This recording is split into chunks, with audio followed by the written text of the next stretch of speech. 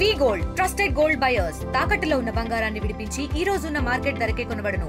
మరిన్ని వివరాలకు సంప్రదించండి 7710 భరోసా కేంద్రాలన్నీ మూలబడిపోయాయి.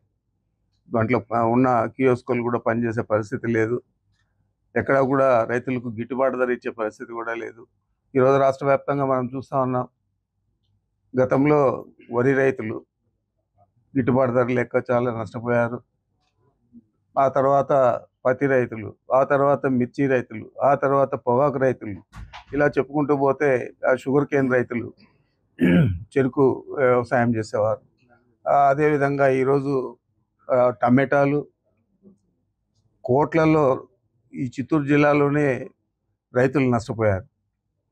అదేవిధంగా ఈరోజు పరిస్థితి చూస్తే ఏ పల్ప్ ఫ్యాక్టరీలో కూడా మ్యాంగో అంటే తోతాపురి కొనే పరిస్థితుల్లో ఎవరు కూడా లేరు. కొన్నా కూడా ₹2 ₹3 ఇచ్చే పరిస్థితి ఉంది. కొద్దో గొప్ప వాళ్ళు తీసుకున్నా కూడా. మరి ఈరోజు రైతులు ఏ విధంగా బతకాలని చెప్పి నేను అడుగుతా ఉన్నాను. పేరుకు మాత్రం మేము ₹8 ఇమ్మని చెప్పి గిట్టుబాటు ధర కింద ₹8 ఇమ్మని చెప్పాము అన్ని ఫ్యాక్టరీలకు. అదేవిధంగా ₹4 ప్రభుత్వం కూడా సబ్సిడీ కింద ఇస్తుంది. ₹12 దొరుకుతుంది. అంటే ₹12 బదులు ఈరోజు ₹2 ఇచ్చే పరిస్థితి ఉంది. మరి ఇవన్నీ కూడా బూటకు మాటలంతా కూడా చంద్రబాబు హయాంలో రైతులకు తీరిన అన్యాయం. ఆయన ఎన్నిసార్లు ముఖ్యమంత్రి అయ్యారో అన్నిసార్లు కూడా మనం చూస్తా ఉన్నాం. రైతుల గురించి పట్టించుకునేది లేదు.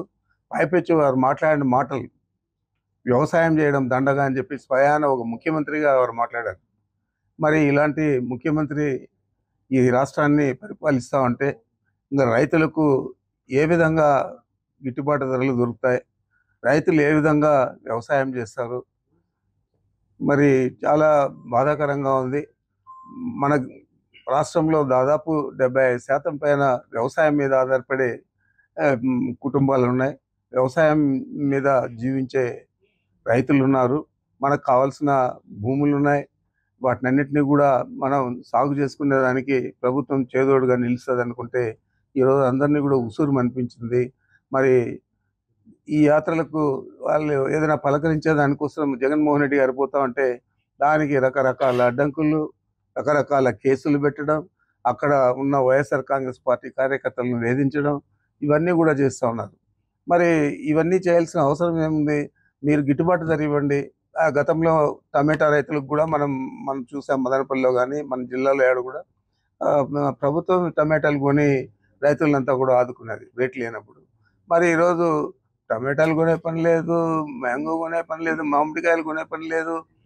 అన్ని పంటలు రైతులు పండించిన అన్ని పంటలకు కూడా ఈరోజు గిట్టుబాటు ధరలు లేవు. గతంలో మనం చూసాం రైతులందరూ కూడా క్రాప్ హాలిడే అని పెట్టారు. ఇప్పుడు కూడా రైతులందరూ కూడా సెలవులో ఉండాల్సిందే. ఈ సెలవులు 4 సంవత్సరాలు కంటిన్యూ కావాల్సిందే తప్ప రైతులకు మనం చేయూతనిద్దామని చెప్పి ఆలోచించే ప్రభుత్వం కాదు ఇది. అందుచేత ఇదంతా కూడా మన ప్రజలందరూ కూడా గమనిస్తూ ఉన్నారు. దీన్ని ఏ విధంగా మనం అధిగమించాలా అనేది రైతులందరూ కూడా ఆలోచన చేయాలని చెప్పి తెలియజేస్తా ఉన్నాను. ఇండియా పాకిస్తాన్ ఉద్రిక్తతలపై లేటెస్ట్ అప్డేట్స్ కోసం డౌన్లోడ్ చేసుకోండి RTV లైవ్ యాప్.